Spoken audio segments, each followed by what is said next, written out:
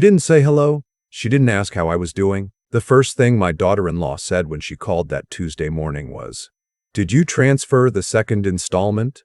Not good morning, Walt. She never called me Walt anyway. Always your father when speaking to my son. Never anything to my face that felt like a name. Just, "Did you transfer the second installment?" I told her I hadn't. That I'd been waiting to hear about the restaurant first. She said she'd have the bank details sent over by end of day. I said, "Slow down. I want to talk about the opening." There was a pause. Not the kind where someone is thinking, the kind where someone is deciding. She said, "The soft opening was last month. It went well." I sat down at the kitchen table. The window behind me faces the backyard, and the oak tree I planted the year my son was born had started dropping leaves early that year, something about the drought. I remember looking at it while she talked, counting the yellow patches because I needed something to look at that wasn't moving. "Last month," I said. "Yes, we kept it small. Just close family and a few investors." I didn't say anything for a moment. I had put $313,000 into that restaurant. I had liquidated a portion of my retirement account, paid the taxes on the early withdrawal, and wired the money in 2 tranches over 14 months. I had tasted the menu in my daughter-in-law's mother's kitchen the previous spring, sitting at a folding table while my son walked me through the concept. A Southern meets Vietnamese fusion place, he called it. Something no one was doing in their part of Nashville. I had believed him. I still believed the idea. I just hadn't expected to hear the word "last month" applied to something I had paid for and been told nothing about. "Close family," I said back to her. It was very low-key. I asked if my son was home. She said he was at the restaurant. I said I'd call him there. She said he was probably busy with lunch prep. I said that was fine. I'd wait. She said she'd have the bank details over by end of day, and then she hung up. My son's name is Owen. He is 34 years old, and when he was 11, he used to come with me to the hardware store on Saturday mornings. Not because he cared about hardware, but because I'd let him pick a donut from the bakery 2 doors down on the way back. He always got the maple glazed. He'd eat it in the truck with both hands and get the glaze on his jacket every single time, and every single time he'd look at me like it hadn't happened. That kid, I would have done anything for that kid. I did do a lot of things for that kid. I'm not saying that as a complaint. I'm just saying it so you understand the context. I called the restaurant. Someone answered and told me Owen wasn't available. I left my name and said it was personal. He didn't call back that afternoon. He called the next morning. It was early, before 7, and I was already up. I'm always up before 7 now. You hit 63 and your body decides sleep is something that happens to other people. He said, "Dad, I'm sorry about the opening. It got complicated and things moved fast and I should have called you." I asked him what close family meant, since that's what his wife had told me. He was quiet for a second. Then he said, "Her parents were there. Her sister, a couple of her cousins." I said, "So your father, the man who put $310,000 into this, wasn't close enough family to be invited?" He didn't answer that. What he said was, "The second installment, we really do need it. We're behind on the hood ventilation installation and the inspector won't sign off without it." I had been holding my coffee mug this whole time and I set it down on the counter because I didn't want him to hear it rattle. I said, "Owen, I need to understand what happened before we talk about any more money." He said he understood that. I said, "Did you have a say in who got invited to the opening?" He said it was a joint decision. I said, "Did you suggest inviting me?" Another pause. "Dad, it was a really small thing. I told him I'd be in Nashville by Friday. He said he'd let me know if that was a good time." I said it wasn't a question. "I want to tell you something about my son's wife, because I think it matters and I don't want to be unfair to her. She is organized. She is smart. She runs the front-of-house operation at the restaurant, and from everything I'd seen, she ran it well. When Owen first told me he wanted to open a restaurant, I was skeptical, not of him, but of the industry. The margins are brutal, the hours are brutal, the failure rate is something nobody talks about at the beginning. But when I sat down with both of them and went through their business plan, it was her numbers that convinced me. She had modeled the cash flow carefully. She understood food cost percentages and labor overhead and the seasonal swing in foot traffic. I respected that. I trusted that. What I had not fully accounted for was what happens when the person managing the money also manages who is allowed to know things. I drove to Nashville on Thursday night, got a motel off the interstate. I didn't want to stay with them. I wanted to be able to leave when I needed to, and Friday morning I drove over to the restaurant. It was a converted row house on a block that had been slowly filling in over the last few years. The kind of neighborhood that looks like somebody just washed it. The sign above the door was clean, brushed bronze lettering. There were plants in the window. The lunch rush hadn't started yet. Owen saw me come in and he looked like a man who was hoping very hard that a different man would walk through the door instead. He hugged me. His wife came out from behind the host stand. She smiled in that way that uses only the front of the face. We sat at a corner table. Owen brought coffee. His wife sat with her hands folded on top of her phone. I took out a folder. I had printed the original funding agreement we'd signed 18 months ago, 2 pages. Nothing fancy, something Owen and I had put together with a template from an attorney friend of mine in Knoxville. It laid out the $310,000 as a structured loan, repayable from profits over 10 years at a modest interest rate, with my name listed as a minority stakeholder in the business. I also had the bank statements. I set them on the table between us. My daughter-in-law looked at the folder and then looked at Owen. I said, "I'd like to talk about the withdrawal from March." Owen looked at the statements. He said, "Which one?" There was a transfer in March. $18,000 moved from the restaurant's operating account to an LLC I didn't recognize. 3 initials, registered in Delaware. I had found it when Owen sent me the quarterly summary 2 months ago, buried in a line item labeled Consulting and Procurement. I told them the name of the LLC. My daughter-in-law said, "That's a vendor we use for equipment sourcing." I said, "Who owns it?" She said, "It's an independent vendor." I said I'd looked it up. Delaware LLCs are designed to be opaque, but the registered agent information led me to a filing that had a familiar name attached to it, her brother's name. She didn't answer right away. I said, "I'm not going to raise my voice. I'm not going to make a scene in this restaurant that I helped build. But I need to understand what happened to that money." Owen looked at his hands.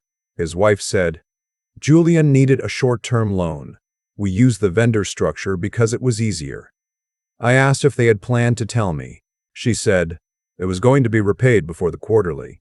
I said, "So the answer is no." The table was quiet for a moment. Outside, a delivery truck pulled up to the curb and a man in a yellow vest started stacking produce crates on the sidewalk. I watched him work because it gave me somewhere to put my eyes that wasn't either of their faces. I said, "Here is what I know. I invested $313,000 in this restaurant. I signed a loan agreement. My name is on the stakeholder disclosure filed with the state. The restaurant opened 6 weeks ago, and not only was I not invited, I found out about it from a phone call that started with a payment demand. $18,000 moved through a structure I wasn't told about, and the explanation for that is that it was going to be repaid before I noticed. And now you're asking me for the second installment of additional working capital, which we discussed last fall as a possibility, not a commitment, of another $80,000. My daughter-in-law said, "We need it to pass the final inspection. Without it, we can't." I said, "I know. I heard you the first time." I closed the folder. I said, "I'm not putting in another dollar until I have a full accounting of every transaction in this business from the day we signed the agreement. Not a summary.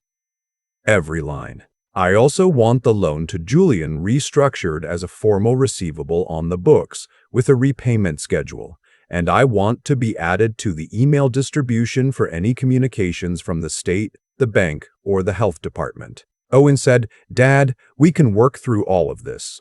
I said, "I know we can. I'm telling you how." His wife said, "This feels like you don't trust us."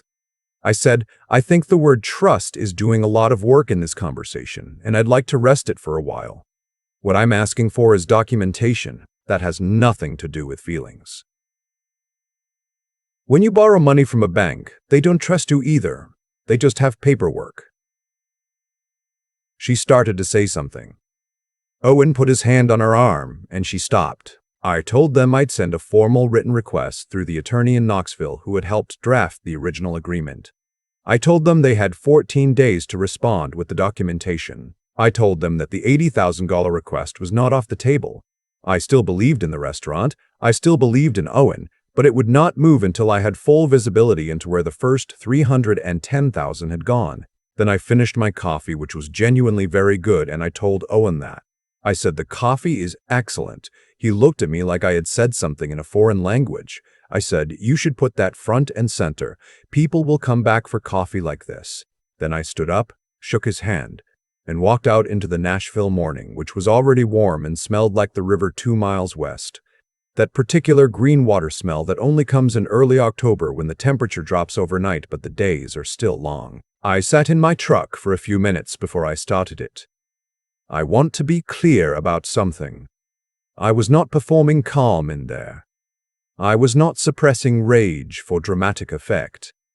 What I felt, sitting at that table with my son and his wife, was something closer to grief than anger. Grief that the kid who got maple glaze on his jacket every Saturday had grown into a man who watched his wife redirect $18,000 to his brother-in-law's LLC and said nothing to his father. Grief that the trust I thought we'd built over 34 years had been handled like a ledger line. But grief is not a strategy, and I had learned, slowly, the way you learn things that cost you something, that the moments when you feel most like yelling are exactly the moments when you should not. I drove back toward the motel and stopped at a diner on the way. Sat at the counter, ordered eggs and wheat toast and more coffee. The woman behind the counter had been doing this job for a long time. You could see it in the way she moved, nothing wasted, every motion landing exactly where she meant it to. I thought about my wife who died 8 years ago and what she would have said. She would have said, "You did right." And then she would have said, "Now eat your eggs before they get cold."